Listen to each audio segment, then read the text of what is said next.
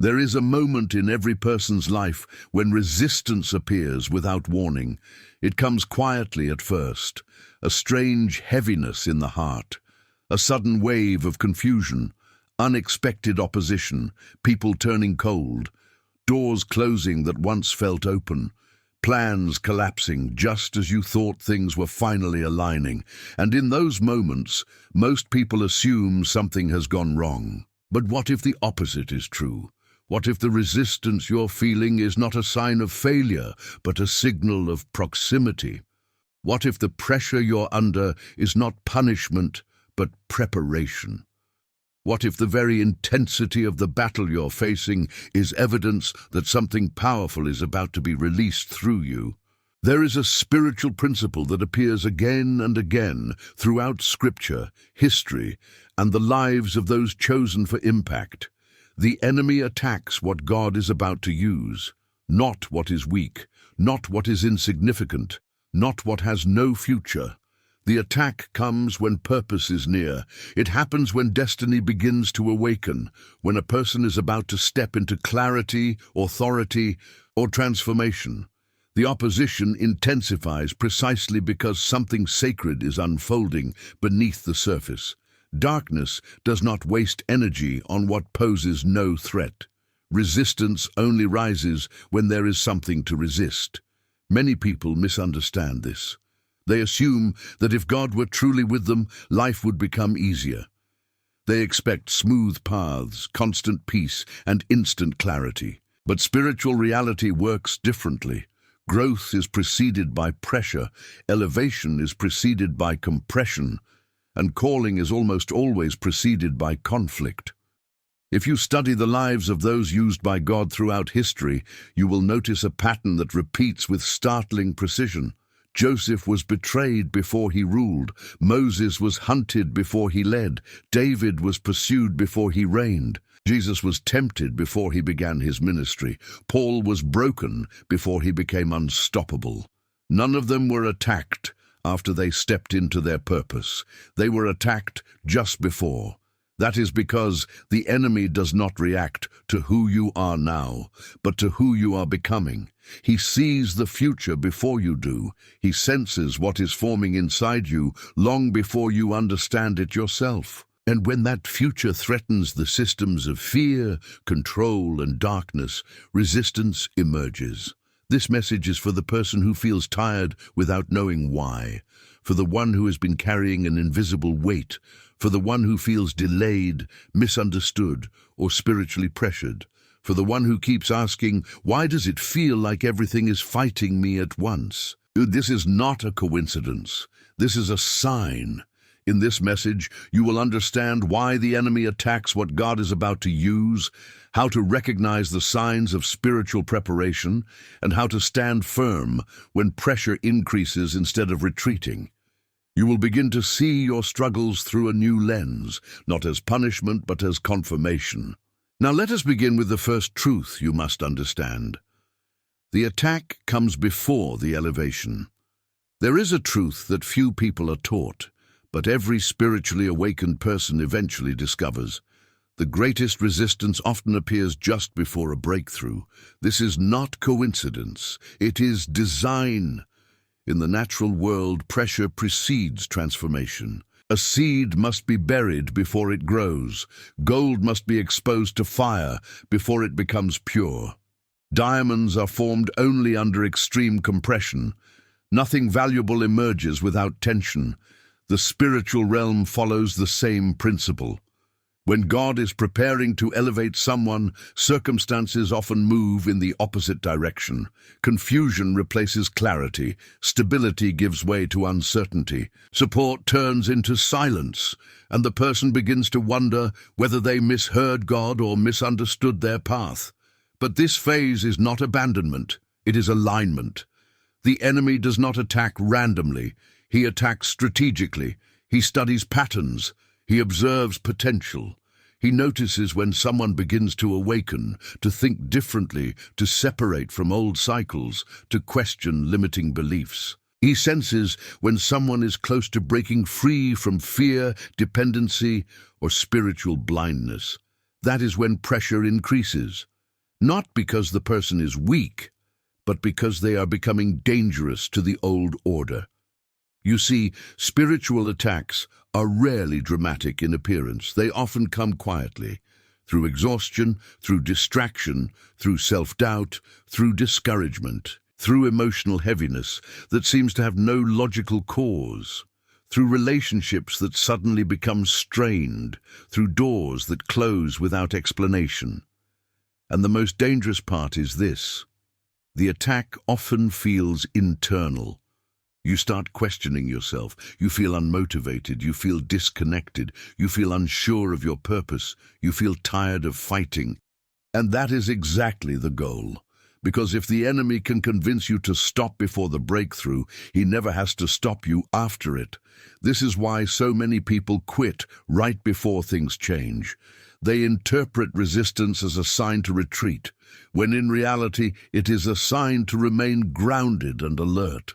They mistake pressure for failure, when pressure is often the final test before expansion. Think about this deeply.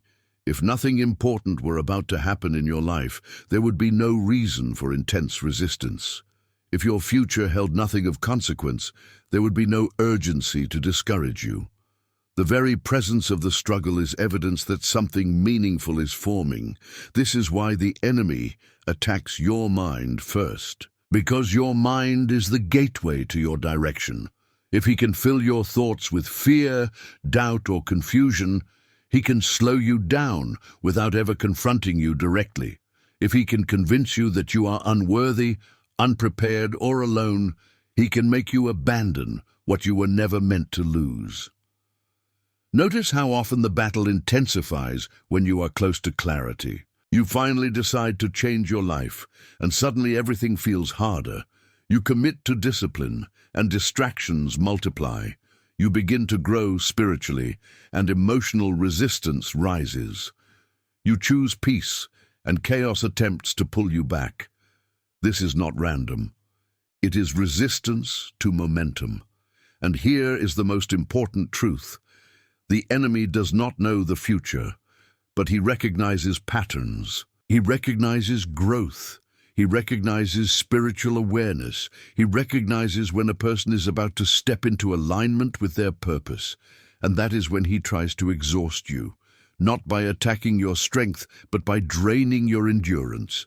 Not by breaking you in one moment, but by slowly convincing you to give up. That is why so many people feel tired without physical cause. The exhaustion is not physical. It is spiritual. It is the weight of resistance pressing against forward movement. But this is also how you know you are close, because pressure does not appear at the beginning of a journey. It appears near the shift. Think about how storms form. The atmosphere becomes unstable before the release.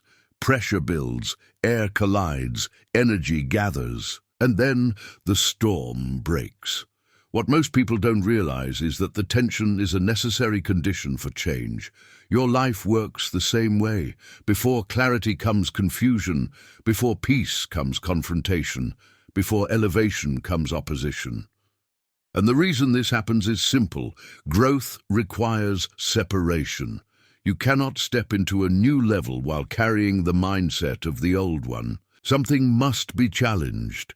Something must be shaken. Something must be questioned. That is why the enemy attacks your faith when you are closest to understanding it. That is why he attacks your confidence when you are closest to owning your identity.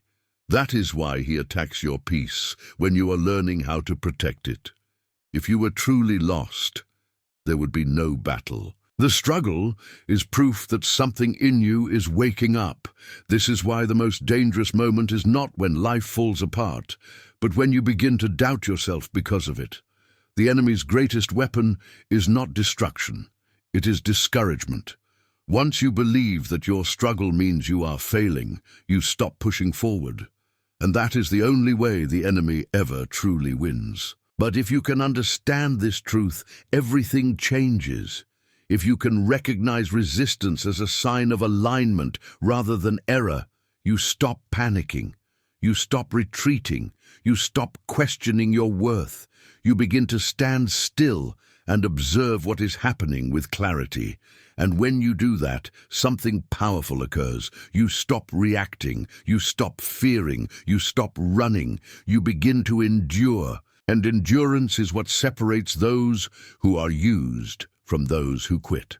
Because what God is preparing to use must first be strengthened, refined, and made unshakable. And that process is never comfortable. So if you feel pressure right now, if you feel tested, if you feel stretched beyond what feels reasonable, it may not be because something is wrong. It may be because something is finally aligning, and this is only the beginning. If this message is resonating with you, take a moment now and subscribe to the channel. What's coming next will help you understand why the pressure increases even more when you are closer to purpose, and how to remain steady when everything around you tries to pull you off course. The second phase of the attack is always more subtle than the first, and for many people, this is where the real battle begins. If the first stage is pressure, this one is isolation. Not always physical isolation, but emotional and spiritual separation. It is the moment when you begin to feel misunderstood, disconnected, or strangely alone, even when surrounded by others. Conversations feel shallow. Relationships feel distant. People who once understood you no longer seem to speak your language, and you begin to wonder if something is wrong with you. But nothing is wrong. This is one of the clearest signs that something inside you is changing. When God begins to prepare someone for a greater purpose, He often removes noise before revealing direction. The problem is that most people interpret silence as abandonment. They mistake distance for rejection. They assume that because they feel alone, they must be doing something wrong. But in truth, isolation is often the classroom where clarity is formed. The enemy understands this principle well, and he tries to twist it. He uses isolation to whisper lies. He uses quiet moments to introduce doubt. He uses distance to make you question your worth, your calling, your sanity. He wants you to confuse preparation with punishment. This is why the emotional battle intensifies during this phase. You begin to replay conversations in your mind. You overanalyze your decisions. You question whether you are moving too slowly or too fast. You feel misunderstood even by people you love. You start to feel like no one truly sees you, and the most dangerous thought begins to creep in. Maybe I'm alone because I don't belong anywhere. That thought is not random. It is strategic. Because when you believe you don't belong, you stop trying to become who you were meant to be. You shrink, you settle, you return to environments that feel familiar but limit your growth. You trade destiny for comfort. This is why the enemy attacks your sense of belonging before anything else. Because identity determines direction. If he can make you feel disconnected, you will seek validation in the wrong places. If he can make you feel unseen, you will settle for attention instead of purpose. If he can make you feel isolated, you will abandon the discipline required to become who you were called to be. But here is the truth that few people understand. Isolation is not abandonment. It is refinement. When God removes certain voices from your life, it is not to punish you. It is to protect the transformation taking place within you. There are stages of growth that cannot happen in crowds. There are realizations that only emerge in stillness. There are strengths that can only be developed when no one else is watching. Think of how gold is refined. It must be separated from impurities. That separation requires heat. The heat does not destroy the gold. It reveals what does not belong. The same process happens within you. When you begin to outgrow certain conversations, habits, or relationships, discomfort follows. You may feel lonely, but in reality you are being realigned. You are being moved into a space where your growth is no longer constrained by familiar expectations. And this is exactly why the enemy intensifies his attacks at this stage, because isolation creates vulnerability. When you are alone with your thoughts, The voice you listen to matters more than ever. If that voice becomes fear, doubt, or self-criticism, your progress slows. If it becomes awareness, discipline, and trust, you evolve faster than you ever imagined possible. The enemy knows this, which is why he tries to dominate your inner dialogue. He does not always scream.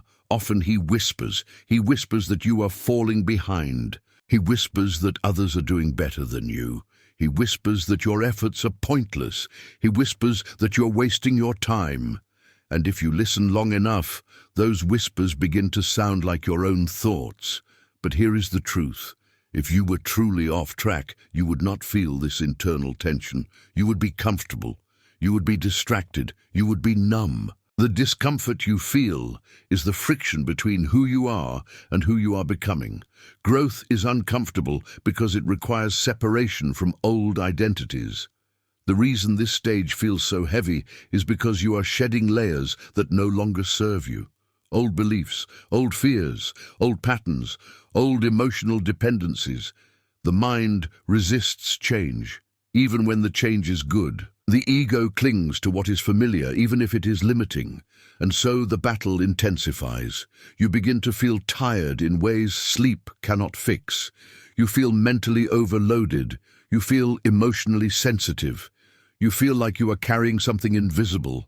This is not weakness. This is recalibration. The problem is that most people try to escape this phase. They numb it. They distract themselves. They go back to habits that once gave comfort. They seek noise instead of clarity. And in doing so, they delay the very breakthrough they are praying for.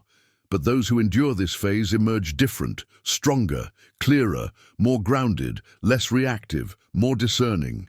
They stop needing external validation. They stop chasing approval. They stop explaining themselves. Because something shifts internally. They begin to trust silence. They begin to value stillness. They begin to understand that not every season requires action. Some seasons require endurance.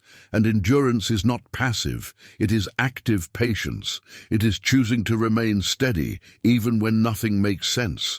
It is refusing to abandon yourself during moments of uncertainty. This is why the enemy attacks you when you are becoming still, because stillness leads to awareness, and awareness leads to freedom. Once you see clearly, manipulation loses its power. Once you understand your patterns, fear loses its grip. Once you recognize the tactics being used against you, you stop reacting emotionally and start responding intentionally. This is the turning point. This is where many people give up, but those who persist step into something new. They begin to feel grounded, even without external reassurance. They begin to trust their intuition. They begin to sense clarity beneath the chaos. They begin to feel aligned, even when nothing around them has changed. And that is when the next phase begins, because once you can stand alone without losing yourself, you are ready to be trusted with more. If this message is resonating with you, it's not by accident. Take a moment now and subscribe to the channel, because what comes next explains why the battle becomes internal before it becomes visible, and how to recognize the moment when resistance is about to turn into breakthrough. The third phase of the attack is the most silent, the most deceptive, and the most misunderstood of all. At this point, the battle no longer comes from outside. It no longer arrives as pressure, chaos, or visible resistance. Instead, it moves inward, quietly, subtly, almost invisibly.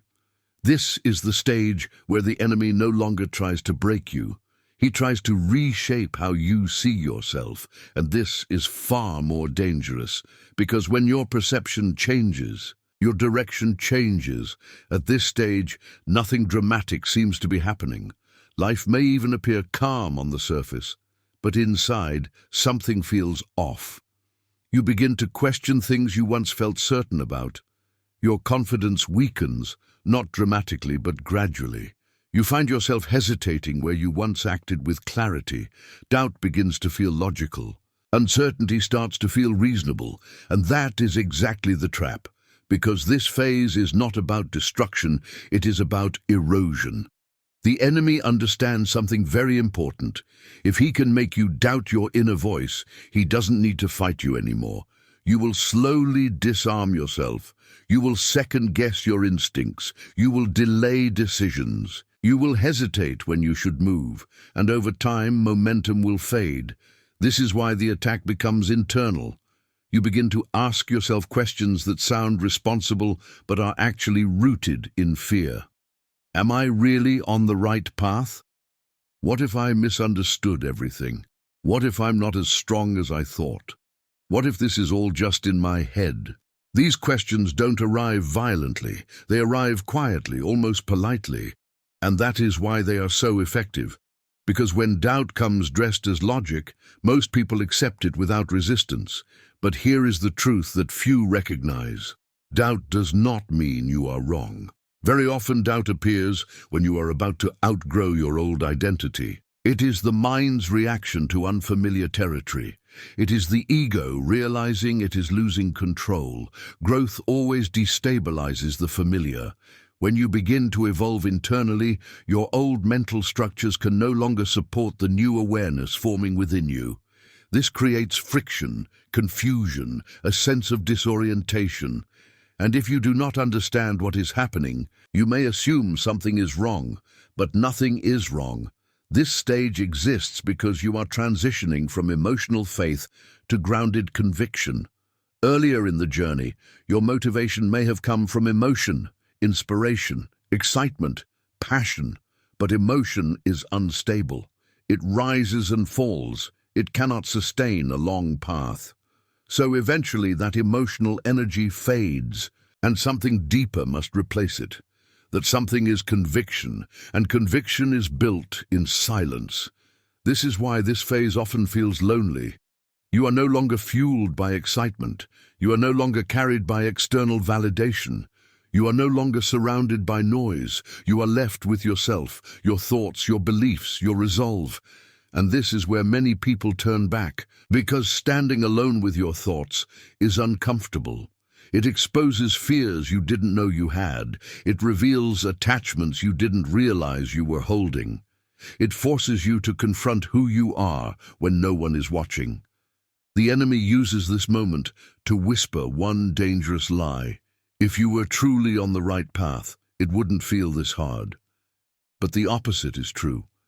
If it feels difficult, it's often because you are shedding old layers. You are breaking patterns. You are stepping beyond who you used to be. And that process is never easy. Think of how the body reacts when it is healing. Sometimes pain increases before relief comes. Muscles ache before they grow stronger. Bones hurt before they realign. The discomfort is not failure, it is adjustment. The same is true spiritually. When you are becoming someone new, the old version resists, the mind resists, the ego resists, and the enemy exploits that resistance by amplifying self-doubt. He doesn't need to create chaos, he just needs to make you question yourself. And this is where discernment becomes essential. You must learn to distinguish between intuition and insecurity. Intuition is calm. It doesn't shout. It doesn't panic. It speaks quietly but consistently. Insecurity, on the other hand, is restless. It demands answers. It seeks reassurance. It fears silence. The danger is that during this stage, insecurity often pretends to be logic. You start analyzing everything, overthinking every decision, replaying conversations, measuring yourself against others, wondering why your progress doesn't look like theirs. But comparison is one of the fastest ways to disconnect from your path, because your journey was never meant to look like anyone else's.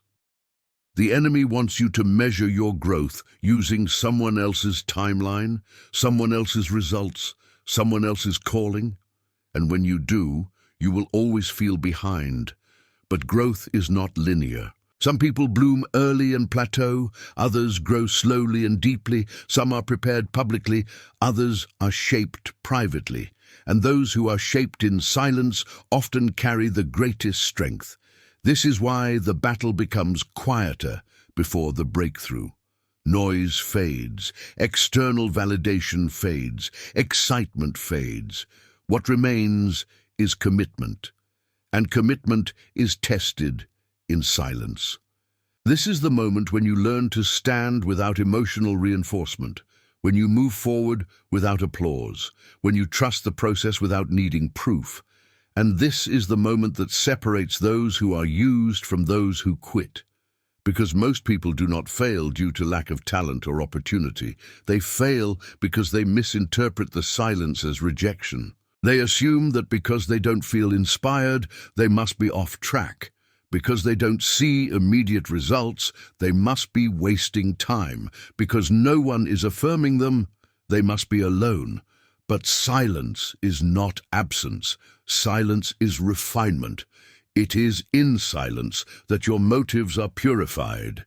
It is in silence that your dependence on approval dissolves. It is in silence that your inner voice becomes clearer. And once you learn to walk through silence without fear, something powerful happens. You stop seeking signs. You stop chasing validation. You stop needing reassurance. You begin to move with quiet confidence. And that is when the dynamic shifts, because now the enemy can no longer manipulate you through emotion, distraction, or doubt. You become grounded, unshaken, aware. And when that happens, the battle changes completely. If this message is resonating with you, it's because you are in this phase right now. And if you've made it this far, it means you are not meant to turn back.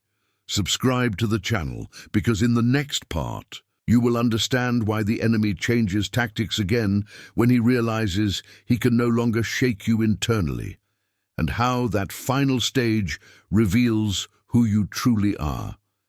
By the time someone reaches this stage, something irreversible has already happened within them. The chaos that once shook them has lost its power. The confusion that once clouded their thoughts no longer dominates their decisions. The noise that once demanded attention now fades into the background. What remains is a quiet strength, not loud, not dramatic, but unshakable. And that is precisely when the enemy changes tactics again. Because once doubt fails, once fear loses its grip, once emotional manipulation no longer works, the final strategy is revealed: distraction through comfort. This is the most deceptive phase of all. The enemy no longer tries to break you. He no longer tries to confuse you. He no longer tries to overwhelm you with fear. Instead, he offers you something that feels harmless, even pleasant. Stability, routine, comfort, distraction, ease. He tempts you not with destruction, but with stagnation. This is the phase where many people believe the battle is over. Life feels calmer. The internal turmoil quiets down. The emotional storms fade. And for the first time in a long while, things feel normal. And that is exactly the danger. Because this calm is not the peace that comes from alignment. It is the stillness that comes from distraction. You see, there are two kinds of peace. One comes from growth, clarity, and purpose. The other comes from avoidance, from settling, from lowering your expectations, from convincing yourself that comfort is enough. The enemy understands that he cannot stop someone who is fully awake, so instead of fighting, he distracts. Instead of resisting, he sedates. Instead of opposing, he numbs. He gives you just enough comfort to stop moving forward. You become busy, but not fulfilled. You become occupied, but not aligned. You become stable, but not expanding. And slowly, without realizing it, you stop asking deeper questions. You stop challenging yourself. You stop pushing your limits. You stop listening to that inner voice that once urged you forward. Not because you are weak, but because life feels manageable again. And this is the most dangerous place to be, because nothing is wrong enough to wake you up. This stage often comes with external improvements. Life becomes more predictable. Problems seem smaller. You regain control over your routine. You feel functional again, and from the outside everything looks fine. But inside something subtle is happening. Your hunger fades, not physical hunger, spiritual hunger, the hunger to grow, the hunger to understand, the hunger to evolve, the hunger to step into something greater. And without that hunger, growth stops. This is why so many people plateau in life, not because they fail, but because they settle. They confuse peace with purpose. They confuse comfort with alignment. They confuse stability with destiny. And the enemy is perfectly satisfied with that, because a person who is comfortable will not challenge their limits. A person who is content will not seek transformation. A person who is distracted will not awaken. This is why the most dangerous season is not the painful one. It is the comfortable one. Pain forces you to question. Comfort encourages you to sleep. And sleep is the perfect state for stagnation. This is why, at this stage, the inner voice begins to whisper again. But now it sounds different. It doesn't warn. It doesn't push. It gently asks, "Is this all?" And if you ignore that question, something begins to fade. You may still function. You may still succeed externally. You may still appear fine, but inside something feels unfinished. That feeling is not dissatisfaction. It is recognition. Recognition that you were meant for more. Recognition that you didn't go through all that struggle just to stop here. Recognition that the calm you're experiencing is not the destination. It's a pause before the next expansion. And here is where the final test emerges. Will you choose comfort or calling? Because once the chaos fades, you are left with a choice. No pressure, no fear, no urgency, just a quiet decision. Do you settle into what is safe, or do you continue toward what is true? This is the moment that defines everything. Some people choose safety. They stay where things are manageable. They build routines that require little risk. They avoid discomfort. They avoid growth. They convince themselves that peace means stopping. Others feel an unrest they cannot ignore. Not anxiety, not fear, but a deep knowing, a knowing that they are not finished, that their story is not complete, that their purpose has not yet fully revealed itself. These people feel a pull they cannot explain. And that pull is not coming from outside, it is coming from within. It is the same force that pushed them through the earlier stages, the same force that sustained them during confusion, the same force that strengthened them through isolation. It is alignment calling them forward. And this is where everything changes, because once you recognize that comfort is not the goal, you stop clinging to it. You stop fearing disruption. You stop resisting growth. You begin to move again, but now you move differently, not with desperation, not with urgency, not with fear. You move with awareness. You choose deliberately. You speak intentionally. You act with clarity. And that is when the enemy realizes something unsettling. He can no longer manipulate you through chaos. He can no longer confuse you with doubt. He can no longer distract you with comfort. Because you have become conscious, and a conscious person is difficult to control. This is the stage where your presence changes. People sense something different about you. You don't react the same way. You don't chase validation. You don't need to prove yourself. You carry a quiet authority, not arrogance, not pride, but grounded certainty. And that is when the final shift begins. Because when you stop seeking and start becoming, the world responds differently. Opportunities appear, clarity increases, synchronicities emerge, your intuition sharpens, not because you forced anything, but because you aligned with what was already unfolding. If you've reached this point in your journey, understand this clearly. You are no longer being prepared, you are being positioned, and what comes next will require a different kind of strength, not endurance, not patience, but responsibility, because once you see clearly, you can no longer pretend you don't know. If this message resonates with you, it means you're standing at the edge of that realization, and what comes next is not random, it is earned. Subscribe to the channel, because in the next part you will discover why the final phase is the most powerful of all, and why only a few are willing to walk through it. By the time someone reaches this final stage, something irreversible has already taken place inside them. Not something loud, not something dramatic, but something foundational. A shift in perception, a quiet clarity, a sense that the struggle they once feared was never meant to destroy them, but to strip away everything that was false. This is the moment when the battle stops feeling like a fight and begins to feel like a revelation. Because now, for the first time, you understand something most people never realize. The enemy was never trying to stop you from reaching something external. He was trying to stop you from becoming someone internal. Everything you endured, the confusion, the pressure, the isolation, the doubt, the silence, the discomfort, was never random. It was shaping your awareness. It was forcing you to confront yourself without distractions. It was breaking your dependence on approval, certainty, and emotional reassurance. And now, standing here, you begin to see the pattern clearly. The enemy attacks what God is about to use because transformation always threatens stagnation. You were never meant to remain who you were. You were never meant to stay comfortable. You were never meant to rely on the same thinking, the same habits, the same emotional reactions. Growth requires a death of sorts, not a physical one, but an internal one.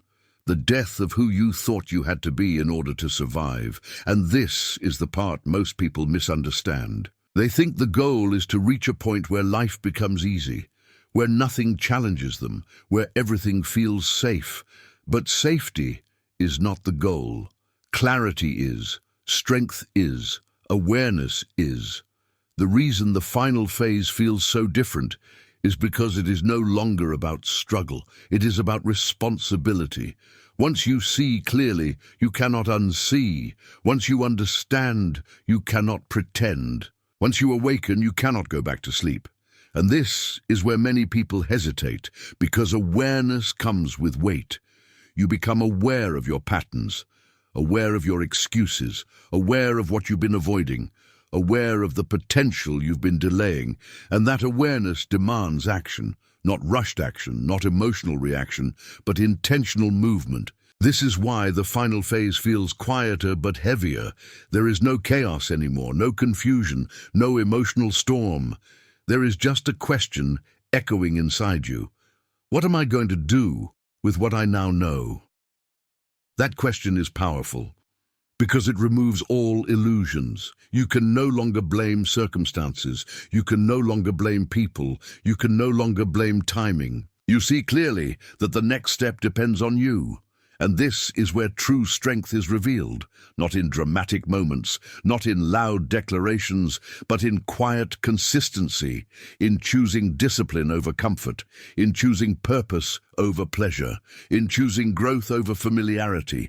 This is where many people unconsciously retreat, not because they are weak, but because they realize the cost of becoming who they are meant to be.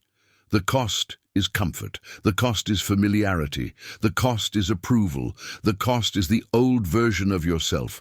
And not everyone is willing to pay that price. But those who do change. They stop reacting emotionally. They stop chasing validation. They stop explaining themselves. They stop seeking permission. They begin to move with intention. Their words carry weight. Their presence feels grounded. Their decisions become clear. Not because life becomes easier, but because they become stronger.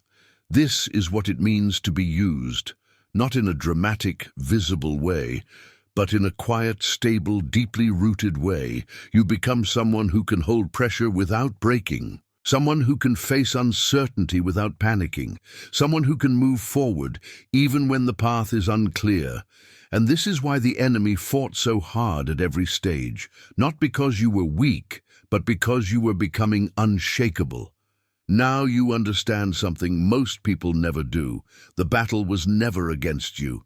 It was for you, to shape you, to strengthen you, to refine you, to prepare you. And once you understand that, fear loses its power, because you realize that nothing you faced was meant to destroy you. It was meant to reveal you. This is where peace becomes real. Not the absence of struggle, but the presence of clarity. Not the removal of challenges, but the confidence to face them. Not the end of the journey, but the beginning of purpose-driven movement. And from this place, your life changes. You stop asking why things happened. You start asking how to move forward. You stop fearing resistance. You recognize it as confirmation. You stop doubting your path. You walk it with intention, because now you know. The enemy only attacks what God is about to use. And if you have made it this far, then something within you is meant for more. If this message resonated with you, take a moment and subscribe to the channel. What comes next will help you walk forward with clarity, strength, and purpose, without fear, without confusion, and without turning back.